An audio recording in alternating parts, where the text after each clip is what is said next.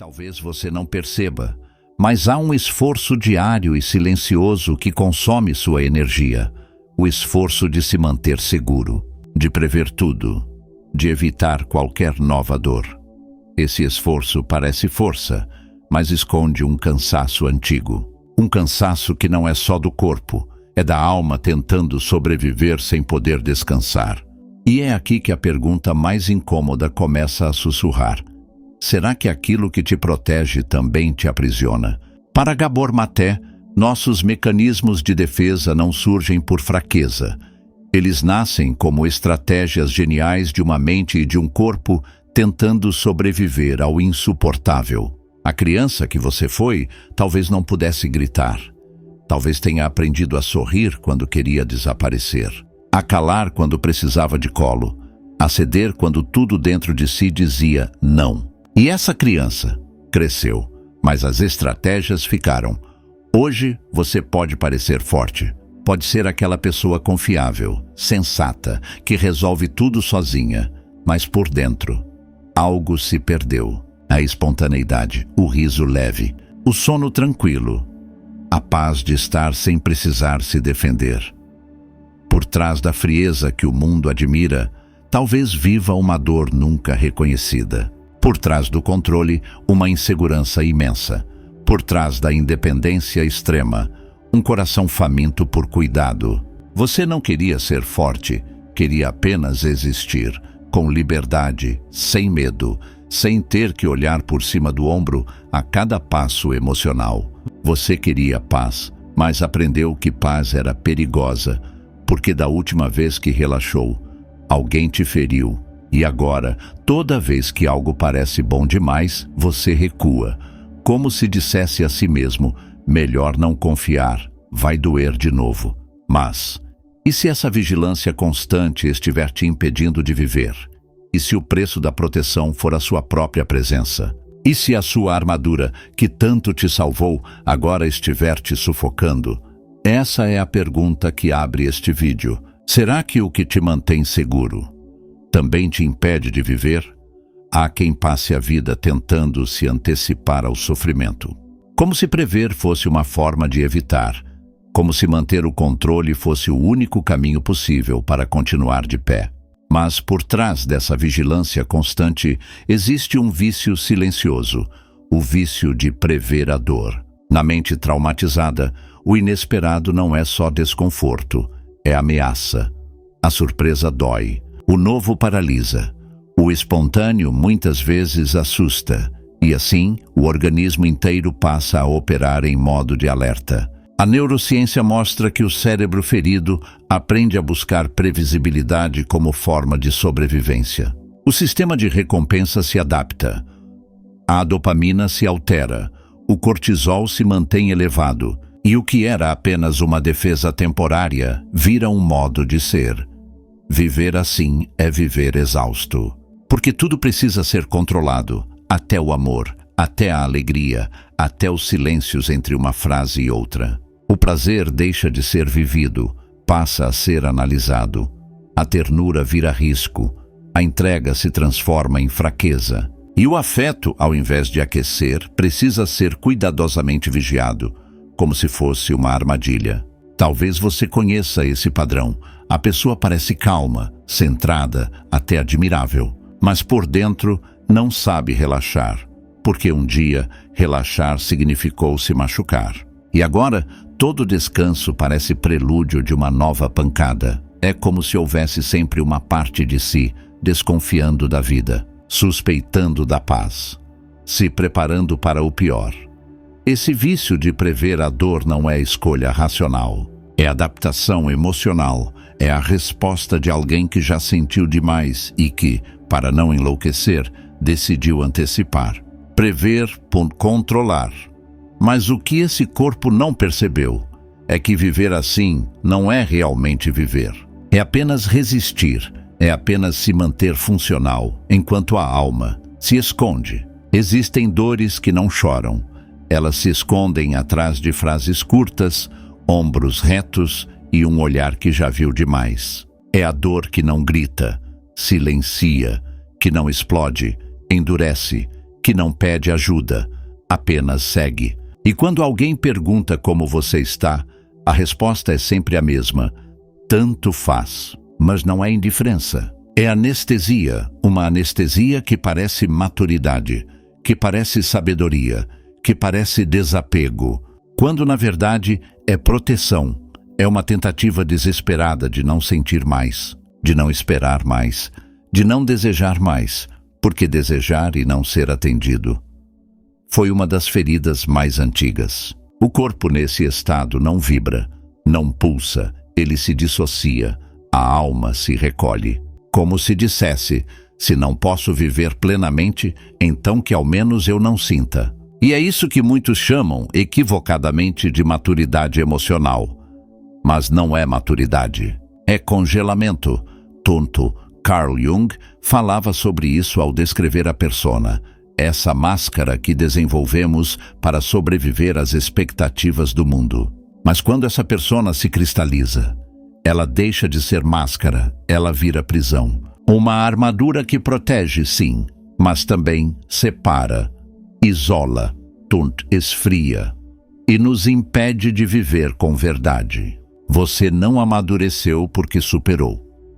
Você amadureceu porque precisou parar de quebrar.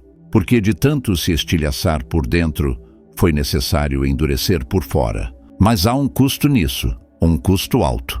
O custo de viver atrás de uma camada que não permite o toque, que repele a intimidade, que recusa o amor, antes mesmo que ele tente chegar. Essa anestesia emocional talvez tenha te salvado, mas agora ela te mantém distante da vida. Porque sentir, por mais arriscado que pareça, ainda é a única ponte de volta para si. Há quem confunda amor com ausência de conflito, quem confunda bondade com ausência de desejo. Quem, para manter a paz, silencia tudo o que grita dentro, cede, sorri, serve e se esquece, se abandona. Não por falta de amor próprio, mas por um medo imenso de perder o pouco de afeto que restou. Desde muito cedo, talvez você tenha aprendido que só seria aceito se não causasse problemas, que seu valor estava na sua capacidade de não incomodar, de não ter vontades demais, de não fazer exigências. E essa criança que aprendeu a se calar, virou adulto, mas nunca deixou de acreditar que ser amado é ser invisível. A neurociência chama esse padrão de fawning, um tipo de resposta ao trauma, onde, para sobreviver, a pessoa se adapta a ponto de desaparecer. Ela não luta, não foge, ela agrada, ela se molda, ela sacrifica seus próprios limites para não ser rejeitada. E o pior, passa a acreditar que isso é virtude, mas não é virtude, é extinção emocional. É abrir mão de si mesmo em nome de uma aceitação que nunca é plena, porque o outro ama aquilo que você mostra e não aquilo que você é. E no fundo, você sabe disso. Por isso a sensação constante de solidão, mesmo quando cercado de pessoas. Por isso o esgotamento invisível, mesmo quando tudo parece sob controle. Esse ciclo é cruel porque parece seguro, parece sensato, parece estável. Mas é uma estabilidade que custa caro, custa presença, custa verdade, custa vida, porque você passa a existir apenas como reflexo do que esperam de você, e não como expressão da sua alma. Você aprendeu a sumir para ser aceito, mas isso não é amor, isso é sobrevivência. E a sobrevivência, por mais necessária que tenha sido, não pode mais ser o único modo de viver. Existe uma raiva que não destrói, uma raiva que não fere, que não agride, que não quer vingança. Ela apenas quer existir, ser ouvida, ser sentida, ser acolhida como o grito mais honesto de quem passou a vida inteira engolindo o próprio limite. Gabor Maté chama isso de raiva saudável, não como explosão descontrolada, mas como energia vital que nos ajuda a dizer não. Que protege, que delimita, que afirma a própria existência. E quando essa raiva é reprimida por tempo demais, ela não desaparece. Ela se transforma em doença, em fadiga crônica, em tristeza profunda, em dores que ninguém explica, em um corpo que carrega tudo o que a boca não pôde dizer. Talvez você tenha aprendido que sentir raiva era errado, que expressá-la era sinal de fraqueza, desequilíbrio ou ingratidão. E por isso preferiu guardar, preferiu calar, preferiu sorrir enquanto sangrava por dentro. Mas a raiva não se dissolve no silêncio, ela apenas se desloca para o fígado, para o estômago, para os ossos, para os sonhos não realizados. Você mantém a paz externa, mas a que custo? A paz com os outros às vezes custa a guerra com você mesmo, e essa guerra é silenciosa, invisível. Só você sabe quantas vezes engoliu o choro, a palavra, o gesto. Só você conhece o cansaço de se fazer de forte, quando, na verdade, só precisava ser ouvido sem julgamentos. Permitir-se sentir essa raiva com consciência não é perigoso, é libertador. É um passo em direção à sua própria inteireza, porque onde há raiva, há algo que importa, há um valor, há um limite que foi atravessado, há um ser que quer voltar a se afirmar sem medo de punição. A paz que você sustenta para os outros não pode continuar custando sua saúde interna. Você não veio ao mundo para se mutilar emocionalmente em nome da harmonia, veio para ser inteiro. Mesmo que, às vezes, isso inclua dizer basta. Há uma solidão que escolhemos e outra que nos escolhe. Uma que é silêncio fértil, encontro com o sagrado, e outra que é trincheira, um esconderijo construído com medo de ser ferido de novo. É essa segunda solidão que de fora parece autossuficiência, mas por dentro é ausência. É saudade de um toque que nunca chegou, de um olhar que nunca enxergou de verdade. Você pode ter dito 1000 vezes que não precisa de ninguém, que está bem assim, que aprendeu a se virar sozinho, e talvez até tenha convencido os outros, mas à noite, quando o barulho do mundo se cala, algo em você chora. Um choro mudo, seco, sem testemunha, um lamento que vem do corpo, não da mente, e que não pede multidão, só presença. Essa autossuficiência rígida é muitas vezes o que restou depois de tantas decepções. É o que nasce quando o acolhimento vira ameaça,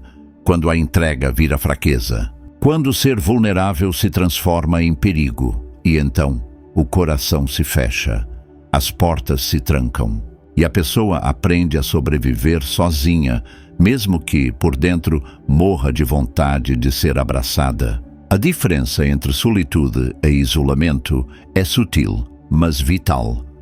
Solitude é quando estamos com nós mesmos. Isolamento é quando estamos contra nós mesmos, em defesa do mundo. Um mundo que, em algum momento, traiu, rejeitou, abandonou, e agora não se pode mais confiar. Mas o desejo continua, o desejo de ser visto sem ter que se explicar, de ser amado sem precisar merecer, de ser tocado não pela carne, mas pela presença de alguém que não tenta corrigir, salvar ou analisar, apenas ficar inteiro, ficar humano. Você não é fraco por desejar isso, você é humano, e talvez essa dor que ainda pulsa seja apenas um lembrete de que, por trás da muralha, ainda existe alguém querendo ser encontrado. Há um momento na jornada em que a dor já não assusta tanto quanto o vazio, em que o silêncio interno, por mais difícil que seja, se torna mais suportável do que continuar fingindo. Nesse ponto, a cura começa, mas não como mágica, não como alívio imediato. Ela começa como um ato de desobediência interna, desobedecer ao instinto que sempre mandou calar, ao reflexo de se esconder toda vez que algo toca fundo, ao impulso de agradar para não ser deixado, ao costume de prever tudo por medo de sentir qualquer coisa nova. Curar-se é isso, contrariar, pouco a pouco, as estratégias que te mantiveram vivo, mas que agora te impedem de viver. É comum confundir esse processo com fraqueza, porque de repente você sente mais, chora mais, se comove com o que antes passava batido, mas isso não é regressão. É reinício, é o corpo voltando a permitir, é a alma ensaiando o retorno, e isso exige coragem. Coragem para existir com o coração acordado. Reprogramar o sistema nervoso não é conceito técnico, é experiência viva. É se dar 3 minutos de silêncio antes de cada dia. É respirar, tocar o próprio peito e perguntar: onde eu me perdi de mim? É usar práticas como a bioenergética ou a atenção plena, não como técnica, mas como ritual de reencontro. Confiar de novo não é ingenuidade, é um salto existencial. É aceitar que viver com o coração aberto traz riscos, mas também traz verdade. E a verdade, ainda que dolorosa, é o único solo onde uma vida inteira pode finalmente florescer. Curar-se, então, não é desfazer o que foi, é acolher o que é seguir, mesmo tremendo. É sentir, mesmo temendo, é ser, mesmo sem garantias. Porque a armadura pode até proteger, mas só a vulnerabilidade pode libertar. Talvez agora você comece a perceber que aquilo que te protegeu também te distanciou, que o instinto que te manteve a salvo no passado hoje impede que você se aproxime de si mesmo. É duro reconhecer isso, porque significa olhar para a própria história não com culpa, mas com compaixão, e dizer: eu entendo por que me escondi, mas não preciso mais viver assim. O que te protegeu já cumpriu sua função. Foi necessário, foi inteligente, foi muitas vezes a única saída. Mas agora é hora de viver sem o peso da armadura, de respirar com o peito aberto, de confiar no toque sem se preparar para o golpe, de parar de andar com os ombros tensos como quem caminha num campo minado. Você não é fraco por confiar de novo. É forte por não se esconder mais atrás da dor. Forte por encarar o espelho sem máscaras. Forte por admitir que não quer apenas sobreviver. Quer viver inteiro. Com corpo, alma, presença e verdade. A reconstrução silenciosa que começa aí dentro é invisível para o mundo, mas não para você. Você sente onde começa, nos músculos que relaxam, na voz que retorna, no brilho sutil do olhar que já não precisa se defender o tempo todo. É aí que nasce a cura, no ponto exato em que você para de fugir de si.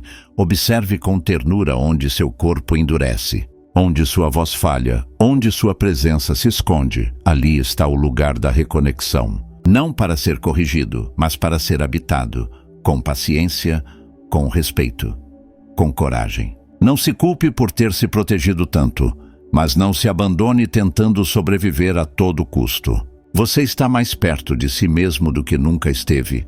Qual parte mais tocou você? Compartilhe nos comentários. Sua história pode ajudar alguém. Se este vídeo tocou seu coração, inscreva-se no canal, ative o sininho e compartilhe com quem precisa lembrar que ainda é possível se reconectar.